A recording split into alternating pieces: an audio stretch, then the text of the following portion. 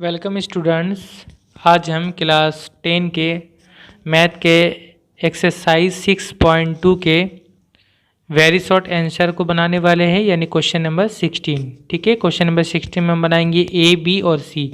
ए में एमसीक्यू है, बी में ट्रू फॉल्स है और सी में फिल इन द ब्लैंक्स है। ठीक है, तो सबसे पहले स्टार्ट करते हैं ए यानी एमसीक्यू से, मल्टीपल चॉइस क्वेश्चन। तो पहला क्वेश्चन है, in case of compound interest the rate of compound interest per annum is. कहा जा रहा है कि कंपाउंड इंटरेस्ट के केस में या चक्रवृद्धि ब्याज के मामले में जो रेट ऑफ कंपाउंड इंटरेस्ट है या कंपाउंड इंटरेस्ट का जो या चक्रवृद्धि ब्याज का जो रेट है या दर है वो क्या होता है। पहले में दिया हुआ ए में इक्वल होता है, यानी वो बराबर होता है, अनइक्वल होता है, ना बराबर होता है, बोथ इक्वल और अनइक्वल, बराबर भी होता है या फिर ना बराबर भी होता है, और डी में है नॉन ऑफ दिस, या इनमें से कोई भी नहीं, यानी ए, बी और सी में से कोई भी नहीं। तो ये क्या होता है, तो देखिए जो रेट ऑफ कंपाउंड इंटरेस्ट है, कंपाउंड इंटरेस्ट का जो रेट या ब्याज दर है ये बराबर भी होता है और कभी कभी ना बराबर भी होता है। जैसे कि हम लोग जानते हैं कि कभी कभी क्वेश्चन में दिया हुआ रहता है रेट, वो जितना भी साल के लिए हमें कंपाउंड इंटरेस्ट निकालना पड़े वो सब सेम ही रहता है, रेट जो है चेंज नहीं होता है। लेकिन कभी कभी ऐसा भी क्वेश्चन हमने देखा था इसमें उसके फॉर्मूला में कि 3 साल का है तो 3 साल का अलग अलग रेट है, पहले साल का R1 है, दूसरे साल का R2 है, तीसरे साल का R3 है ना। तो हर साल का, हर वर्ष का अलग अलग रेट है, अलग अलग ब्याज दर है। तो इसलिए कभी ये बराबर भी हो सकता है और कभी बराबर नहीं भी हो सकता, अलग अलग भी हो सकता है। ठीक है, तो यहाँ पे ऑप्शन कौन सा सही होगा, सी होगा। तो सी पे हम टिक करेंगे। ओके, इसके बाद question number 2, in case of compound interest या चक्रवृद्धि ब्याज के मामले में a the principal remains unchanged each year. जो प्रिंसिपल या मूलधन होता है वो हर साल अनचेंज रहता है, यानी नहीं बदलता है। ठीक है, दूसरा है principal changes in each year, हर साल प्रिंसिपल या मूलधन वो बदलता रहता है। तीसरा है प्रिंसिपल में बी इक्वल और अनइक्वल इन ईच ईयर, हर साल प्रिंसिपल या मूलधन बराबर रहता भी है या नहीं भी रहता है, इस तरह का कहा जा रहा है। और डी में नन ऑफ दिस, इनमें से कोई नहीं।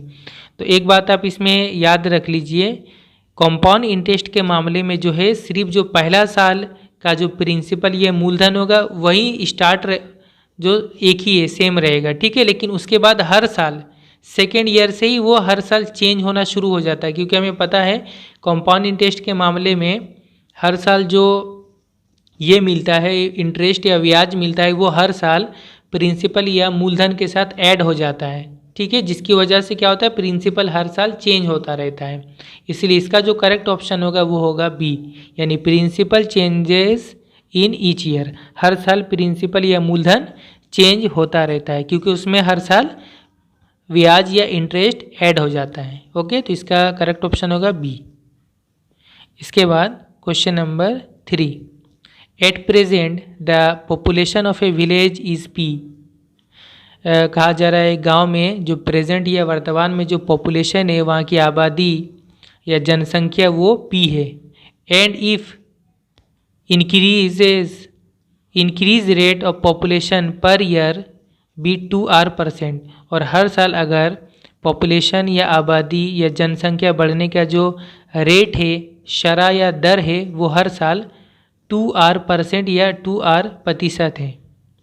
The population will be after n years, तो n साल या n वर्ष बाद वहाँ की पॉपुलेशन या आबादी या जनसंख्या कितनी होगी।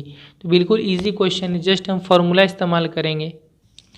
तो देखिए इसको हम कैसे बनाएंगे, हमें अभी का पॉपुलेशन या वर्तमान का पॉपुलेशन दिया हुआ है और हमें अभी से n साल बाद या n साल आफ्टर हमें उसका पॉपुलेशन या आबादी या जनसंख्या पता करना है, यानी हम अभी से आगे की तरफ जा रहे हैं। ठीक है, तो अभी जो दिया हुआ वो हो जाएगा हमारा प्रिंसिपल वैल्यू। ठीक है, तो वो हो जाएगा अभी प्रिंसिपल वैल्यू P, ये दिया हुआ है क्वेश्चन में, स्मॉल p इंटू 1, और ये हर साल जो पॉपुलेशन है वो बढ़ रहा है, इंक्रीज हो रहा है, तो यहाँ प्लस का फॉर्मूला होगा। रेट दिया हुआ है 2R, तो 2R/100 होगा।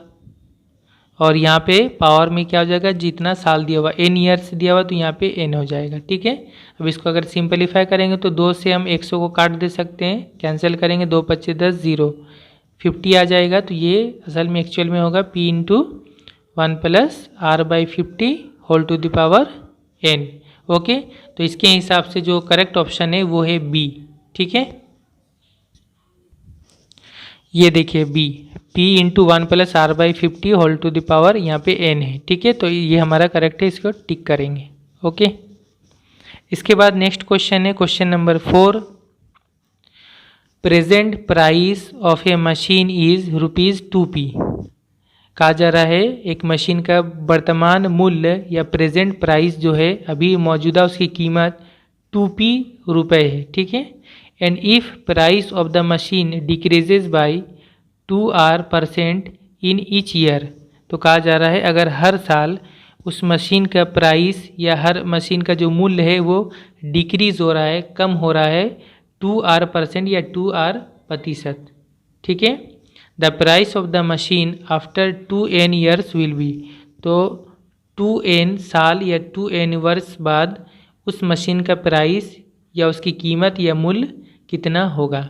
यहाँ भी आप देखिए अभी प्रेजेंट प्राइस दिया हुआ है 2p और हर साल प्राइस कम हो रहा है, और आगे चलकर हमें 2n साल बाद का प्राइस पता करना है, यानी अभी से हमें आगे की तरफ जाना है।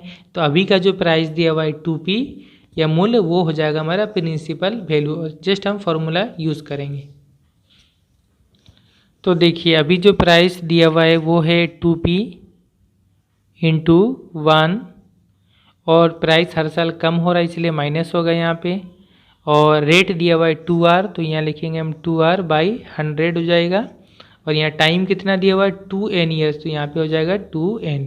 ओके, अब ये देखिए कितना हो जाएगा, यहाँ पे 2 और 100 कटेगा, कैंसिल होगा, 2 एकम 2, 2 पच्चे 10, 50 आ जाएगा। तो ये हो गया 2p इंटू 1 माइनस 1 R हो जाएगा R/50 और whole to the power 2n। इसके हिसाब से हम देख लेते हैं कौन सा ऑप्शन करेक्ट होगा।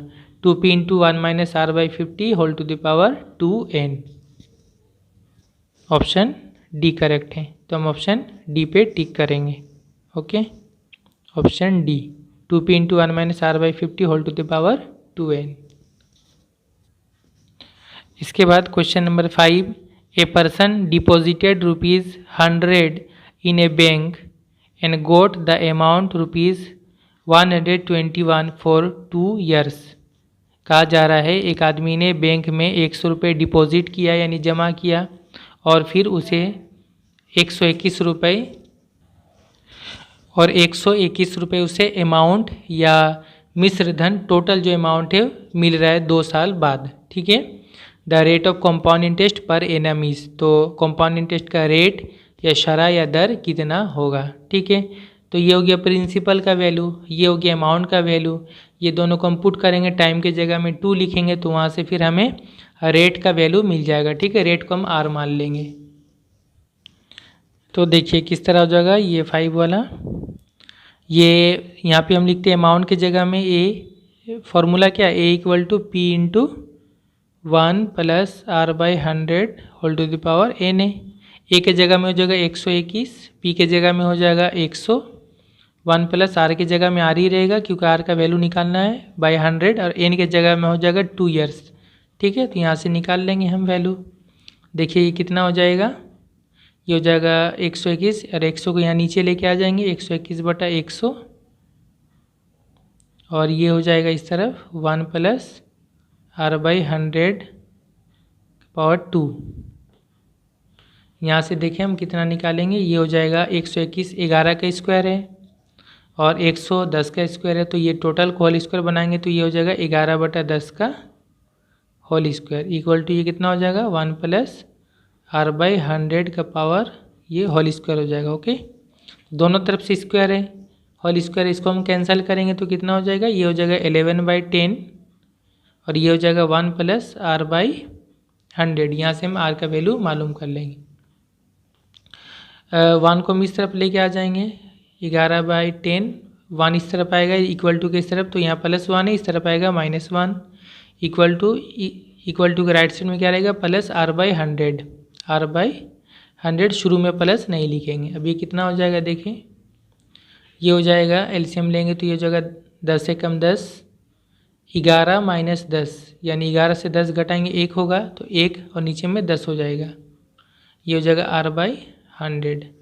इसके यहाँ पे कैंसिल कर लें, 10 से नीचे कैंसिल हो जाएगा 0 0, तो ये आ गया 10 और r से यहाँ क्रॉस मल्टीप्लाई करेंगे, तिरछा जरब या तिरछा गुण, तो r 1 से इंटू हो जाएगा r हो जाएगा एक तरफ और 10 1 से इंटू हो जाएगा तो 10 से कम 10, तो रेट कितना हो जाएगा 10%। ओके, तो इसका जो ऑप्शन करेक्ट होगा वो हो जाएगा ऑप्शन ए करेक्ट होगा। ओके, ऑप्शन ए ये करेक्ट होगा। इसके बाद हम आते हैं बी में, लेट अस राइट ट्रू और false for the following statement. नीचे जो लिखा हुआ बात है ये स्टेटमेंट है, ये ट्रू है या फॉल्स है, सही है या गलत है। तो पहला देखिए क्या है, the compound interest will be always less than simple interest for some money at fixed rate of interest for fixed time. कहा जा रहा है कि अगर हम कोई कुछ पैसा लेते हैं, सम मनी लेते हैं जिसको हम फिक्स्ड रेट, जिसका रेट फिक्स है यानी आर का जो वैल्यू वो फिक्स है, वो चेंज नहीं हो रहा है, ठीक है, और फिक्स रेट ऑफ इंटरेस्ट भी है और फिक्स टाइम के लिए यानी एक खास टाइम के लिए, फिक्स टाइम के लिए जैसे 2 साल 5 साल एक फिक्स टाइम कोई भी हम मान ले, फिक्स टाइम के लिए अगर हम कुछ पैसा को फिक्स्ड रेट पर अगर हम रखते हैं तो फिर उसका जो कंपाउंड इंटरेस्ट होगा वो हमेशा विल बी ऑलवेज लेस, वो हमेशा कम होगा किससे, than simple interest, simple interest से कम होगा। ये बात सही है या गलत है। तो यहाँ बिल्कुल साफ तौर पे कह रहा है कि कंपाउंड इंटरेस्ट सिंपल इंटरेस्ट से कम होगा, ये बिल्कुल गलत है। सिंपल इंटरेस्ट हमेशा कम होता है, हम लोग जानते हैं और मैंने इंट्रोडक्शन में भी बताया था, और कंपाउंड इंटरेस्ट हमेशा ज़्यादा होता है, ठीक है। तो अगर कुछ फिक्स टाइम के लिए अगर हम पैसा रखते हैं तो हमेशा कंपाउंड इंटरेस्ट ज़्यादा होगा, सिंपल इंटरेस्ट कम होगा, जबकि यहाँ पे कहा जा रहा है कि कंपाउंड इंटरेस्ट कम हो जाएगा सिंपल इंटरेस्ट से, तो ये फॉल्स होगा। Okay, F.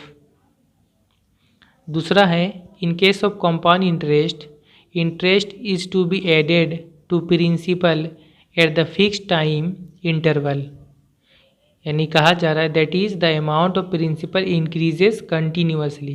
कहा जा रहा है कि कंपाउंड इंटरेस्ट के मामले में या चक्रवृद्धि ब्याज के मामले में जो इंटरेस्ट होता है उसको ऐड किया जाता है प्रिंसिपल के साथ या मूलधन के साथ at the fix time interval, एक खास टाइम के बाद, ठीक है, यानी हर साल बाद कह सकते हैं या 6 महीना बाद या 3 महीना बाद, जो भी जैसा केस हो। ओके, मतलब ये कि जो अमाउंट होता है अमाउंट ऑफ प्रिंसिपल, यानी जो प्रिंसिपल का अमाउंट होता है, यानी उसका जो यहाँ अमाउंट मतलब वो अमाउंट नहीं जो सूद मिलाकर होता है, यहाँ पर अमाउंट मतलब हो रहा है प्रिंसिपल का जो पैसा है, प्रिंसिपल का जो वैल्यू है, ठीक है, वो इंक्रीजेस कंटिन्यूसली, यानी वो हमेशा कंटिन्यूसली लगातार बढ़ता ही रहता है। तो ये बात सही है या गलत है? तो बिल्कुल ये बात सही है कि कंपाउंड इंटरेस्ट में क्या होता है कि हर साल जो प्रिंसिपल होता है, मूलधन होता है, उसके साथ क्या होता है, इंटरेस्ट को हर साल जोड़ा जाता है, ठीक है, ऐड किया जाता है, यानी जिसकी वजह से क्या होता है, जो प्रिंसिपल होता है उसका वैल्यू, उसका जो मूल्य है, उसका जो कीमत है वो हर साल बढ़ते जाता है, क्योंकि हर साल उसमें इंटरेस्ट ऐड हो रहा है, ठीक है। तो ये बिल्कुल सही है, ये ट्रू होगा। ओके, तो क्लियर हो गया। इसके बाद आते हैं सी पे, let us fill in the blanks, खाली जगहों को भरना है। पहला है the compound interest and simple interest for 1 year at the fixed rate of interest on fixed sum of money are, ये खाली जगह दिया हुआ है।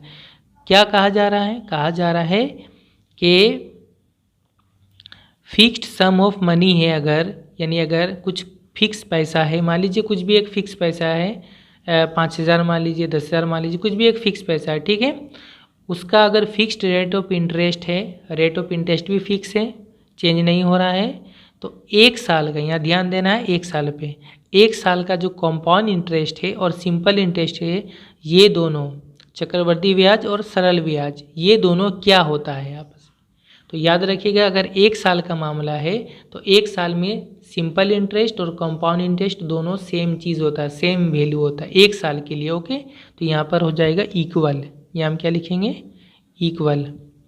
जबकि मैंने अभी भी बताया कि कंपाउंड इंटरेस्ट हमेशा ज़्यादा होता है, सिंपल इंटरेस्ट हमेशा कम होता है। ये कब से होता है, दूसरे साल से ये स्टार्ट होता है। जैसे अगर हम जनवरी में रखते 1 साल, जनवरी में स्टार्ट करते तो ठीक दिसंबर में 1 साल होगा, तो वहाँ तक तो हमारा कंपाउंड इंटरेस्ट का सवाल ही नहीं है, क्योंकि पहला साल वो सिंपल इंटरेस्ट ही पकड़ाएगा। ठीक है, जब दूसरा साल फिर अगले साल की बात करेंगे तब क्या होगा, उसमें इंटरेस्ट ऐड हो जाएगा, तब वो कंपाउंड इंटरेस्ट बनेगा। तो कंपाउंड इंटरेस्ट का मामला ही शुरू होता है दूसरे साल से। ठीक है, 1 साल का अगर मामला है तो कंपाउंड इंटरेस्ट और सिंपल इंटरेस्ट दोनों सेम चीज़ होता है, दोनों का वैल्यू सेम होगा, इक्वल होगा। ठीक है, ये क्लियर। कंपाउंड इंटरेस्ट दूसरे साल से कैलकुलेट किया जाता है। दूसरा है, if some things are increased by fixed rate with respect to time that is खाली जगह ऑफ ग्रोथ। कहा जा रहा है कि अगर कोई चीज़ है, कुछ चीज़ें हैं जो टाइम के साथ साथ with respect to time, time के साथ साथ फिक्स्ड रेट में, फिक्स्ड रेट से या एक ख़ास दर से, ख़ास शरह से अगर वो बढ़ती रहती है, इंक्रीज़ हो रही है, बढ़ रहा है, तो उसको हम क्या कहते हैं, यानी ग्रोथ, यानी बढ़ने का हम क्या कहते हैं। तो हमें पता है कि अगर एक ही रेट से, एक ख़ास दर या शरह से या रेट से अगर कोई चीज़ बढ़ रही तो उसको हम लोग कहते हैं यूनिफॉर्म रेट ऑफ इंक्रीज़ या ग्रोथ। ग्रोथ मतलब भी होता है इंक्रीज़। तो यहाँ पर जो फिलअप होगा वो होगा यूनिफॉर्म रेट, बराबर दर या बराबर शरह, यूनिफॉर्म रेट ऑफ ग्रोथ, क्योंकि बढ़ रहा है कंटिन्यूअसली, लगातार। ओके। तीसरा है, if some things are decreased by fixed rate with respect to time.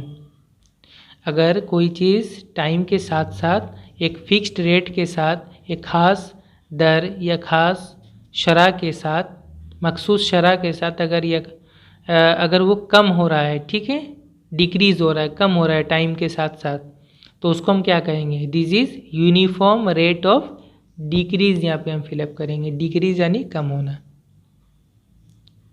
Okay, uniform rate of decrease उसको कहा जाता है अगर टाइम के साथ साथ एक फिक्स्ड रेट के साथ कोई चीज़ लगातार कम हो रही हो। ओके, तो यहाँ तक हमारा क्या हो गया, फिल इन द ब्लैंक्स, यानी शॉर्ट आंसर वाला जो क्वेश्चन है, वेरी शॉर्ट आंसर वाला पार्ट है, ये हमारा कंप्लीट हुआ। ओके, नेक्स्ट वीडियो में मैं शॉर्ट आंसर यानी 2 नंबर के मार्क्स का वीडियो बनाऊंगा। ओके।